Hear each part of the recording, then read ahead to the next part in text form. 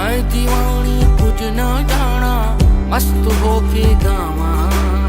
दुनिया राजी करके कमले, फिर भी चैन नहीं होना।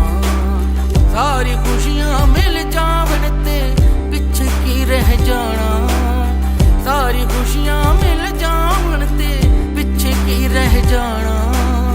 तेरे बस में कुछ भी नहीं है, दिल नूं समझावा तू